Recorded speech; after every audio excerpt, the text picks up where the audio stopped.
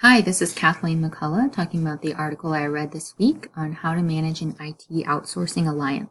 It's not healthcare specific, but it's still relevant to healthcare organizations. The article was actually written in 1995, but I think it's still pertinent to today and maybe even more so.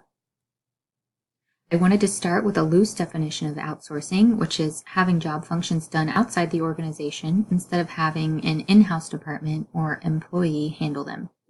The article reviewed history and examples of outsourcing. The authors came up with what they call the stage theory of computer growth. They say the DP era started in 1960 and went to 1980, where IT focused on automating manual systems.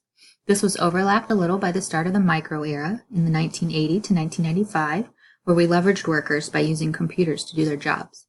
And we're currently in the network era, starting in 1990, overlapping the micro era, where businesses are wanting to grow more efficiently. This is pressuring companies to keep up old services and develop new services to meet current IT environments, leading to outsourcing to speed up transitions.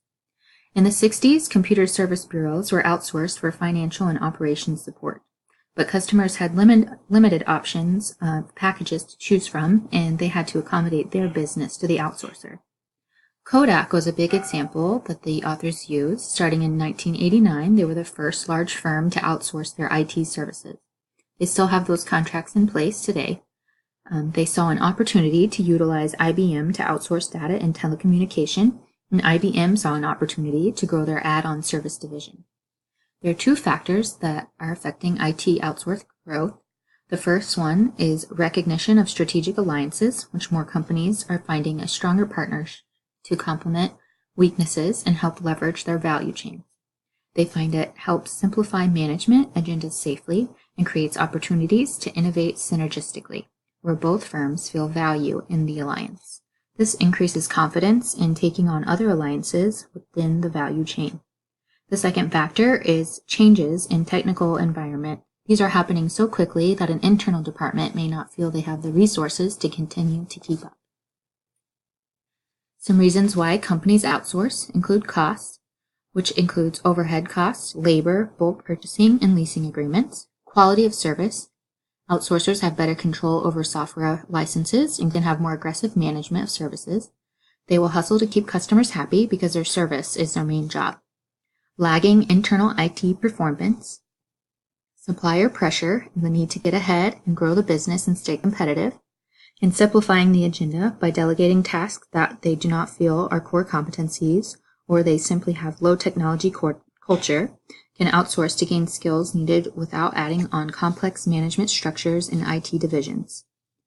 Other financial factors include liquefying firms' IT assets with adding on additional assets, turning fixed cost business into one with variable costs, new dynamics to firms' view of IT expenditures.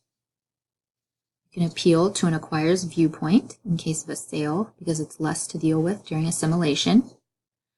The internal corporate culture will remain the same, while outsourcing can centralize, clean up, and keep up with technology without changing the internal culture. Elimination of an internal irritant, where there is sometimes communication barriers, lack of career paths for IT staff, and technical obsolescence that internal staff cannot keep up with without hiring new or younger staff members. The authors highlighted when to outsource, basically when benefits outweigh the cost. Finding that sweet spot is hard, but researchers have found factors to help sway the decision and link them to basic research models in the IT field. The authors created a strategic grid showing relevance of IT to a company at a particular time with two dimensions. The first dimension is the current dependence on computer networks, the degree to which companies currently depend on real-time, reliable information processing. The more the firm is operationally dependent on IT, the more sense it makes to outsource. But adding to this is the IT budget. The bigger the budget, the more careful the analysis becomes, causing the burden to fall on the outsourcer to prove it can be up to the task. The second dimension is future importance of computer applications under development and the extent to which they will be dependent on IT for future competitive positioning. Multi-divisional firms can outsource just troublesome parts of their divisions due to profit pressures and cleanup. An organization should also look at their development portfolio. The higher the portfolio is in maintenance or high-structured projects, the more it's candidate for outsourcing. High-structured meaning clearly defined and little opportunity for change. Low-structured projects pose difficulty in outsourcing because they leave too many questions and are susceptible to evolution and change as the project progresses. The authors also highlighted organizational learning. The more sophisticated and experienced an organization is in this learning affects the ability to outsource and manage the relationship effectively, especially in process reengineering and organizational transformation. These projects change workflow drastically and usually involve downsizing, and although much of the restructuring revolves around new IT abilities, the less experience an organization has with the handling of internal restructure while maintaining an external alliance, the harder it is to stay successful and implement the change. A firm's position in the market should also be considered. The farther from the current computer growth era internally, the more useful outsourcing can be. Firms still working in the DP and early micro era lack the IT leadership staff architecture where outsources know how to move forward into the current era. In the advanced micro era, they are more likely to have key staff and existing opinions that internally, even though they are not using the latest, most advanced technology, they are more resistant to change. Also, within the current IT organization, the more segregated IT development and operations are from other business operations, the easier it is to transition to an outsourcing firm. A standalone IT unit has the foundation that can be built upon the costs and accounting processes have already been established. Having no current protocols makes outsourcing more complex because the firm must develop the framework for resolving an issue as well as specifying the technical aspects extended to the process and causing the cost-benefit analysis to be stretched. Some reasons why alliances are difficult. First, the contracts are usually structured for long periods of time. The average is 10 years, whereas computer chip performance shifts by 20 to 30% per year, causing original deals to need periodic adjustments. The timing of benefits can also cause tension. Customers become dependent on outsourcing as technology starts to shift and the expected output is not aligned with the initial plan, causing misunderstanding. The outsourcer's perspective is opposite. They have large upfront costs and take on new responsibilities in executing expected initiatives. Their anticipation is a backloaded profit flow. About the time they come into regular income stream is when the customer wants to update and switch, which develops tension. There are only a few IT outsourcers that have the mass and the access to capital to handle large contracts. Examples of companies with the capacity for large outsourcing includes EDS, IBM, and AT&T. If an alliance is not working, there are very limited options for resolving the problem. Customers become dependent on outsourcing, and switching to insourcing is very difficult. Also, the evolution of technology changes rapidly relevant to IT services. When the use of technology shifts within a firm, which shifts their quadrant and their use of technology, this becomes incompatible with the outsourcer's skill base, causing difficulty. Structuring the alliance. Once you decide the benefits outweigh the costs, establishing the parameters of the alliance at the beginning is crucial. There are several factors for a successful alliance.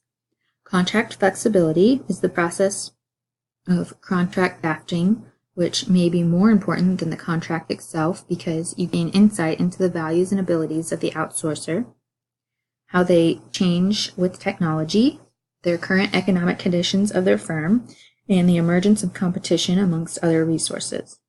You want to make sure there is a mutual interest, a shared approach to problem solving, and circumstances to change. You also want to set up standards and controls and carefully address these concerns when creating the agreement. With daily operations, the more dependent on IT for smooth daily workflow, the closer you will want to work with outsourcers and develop more rigid standards of operation. Internal control firms need to make sure they are comfortable with the amount of control they are giving the outsider. Disruption of operations, aligning with the right outsourcer, will put a firm in the position that allows them to be comfortable about their protection as well as confidence knowing how issues will be resolved. Performance standards need to be detailed enough that both parties are aware of expectations for handling system response times, availability of service, responsiveness, and problems. After having these systems in place, an alliance can grow to discuss quality of support and new trends. The outsourcer's stability and quality is also of concern. Stability of outsourcer's financial structure. It's critical to analyze because you want to make sure both firms are making a profit. You want to set up expectations up front to keep up with modernization and training to maintain an open relationship. Balancing the relationship between increasing profit margins with benefits of service and new technology.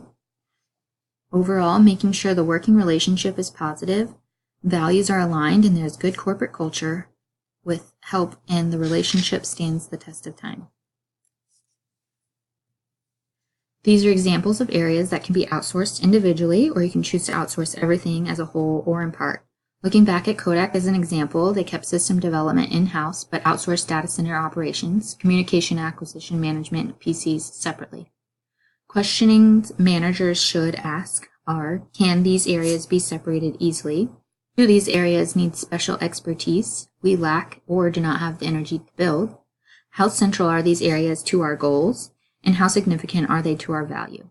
A major concern is making sure the portions that you do outsource profit enough that the benefits outweigh the costs. Managing the alliance is an ongoing process and the single most important aspect of a successful relationship. There are 4 critical areas that must be closely monitored by the CIO. The CIO function within the firm must be stable to ensure IT resources stay level and appropriately distributed in key areas, including partnership contract management. The CIO should be an active part in dealing with broad issues to continually adapt and evolve the alliance. Architecture planning. The CIO must plan ahead and visualize a long-term solution for interoperability, accessibility, and the means to support these structures. Emerging technologies. Constantly assessing the issues and alternatives, as well as understanding where the market is headed, will help keep the firm up to date and the outsourcers in check.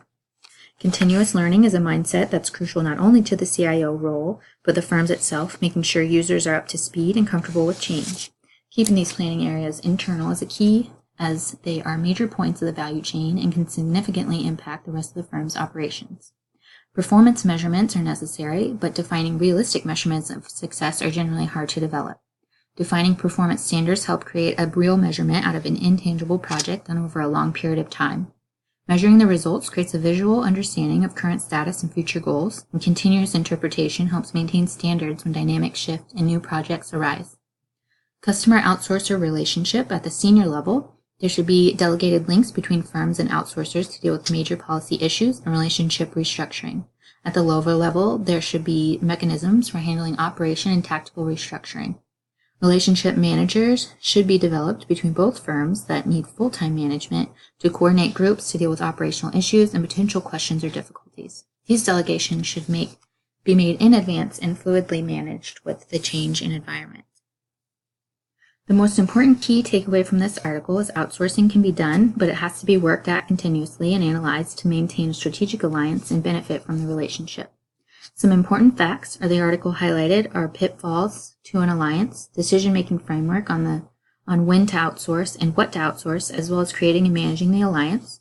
They use Kodak and other companies as examples of successful outsourcing while also highlighting the struggles and continuous analysis of the relationships. I think this article is still on par with outsourcing today. It's important to consider all the facts before deciding if outsourcing is right for your organization. This week, we are reading about structuring IT services and IT alignment in strategic planning. Even when outsourcing, it's important to be aware of how IT services are structured and create expectations upfront for a successful alliance. The article mentioned a lot of key areas of strategic planning to keep internally. Therefore, understanding the components of a plan relate to the challenges and the pitfalls of outsourcing, as well as characteristics of what to look for in an outsourcer when developing a strategic plan. This article helped me relate to IT departments in general. Where I work currently, the IT department is outsourced for simple functions such as printer setup and help desk questions. When adopting an EHR system, it will be imperative to do a cost-benefit analysis of current relationships, as well as assess the skill set of the current outsourcer to decide if the firm should continue the alliance or find a new vendor that more aligns with the future goals and needs of the organization.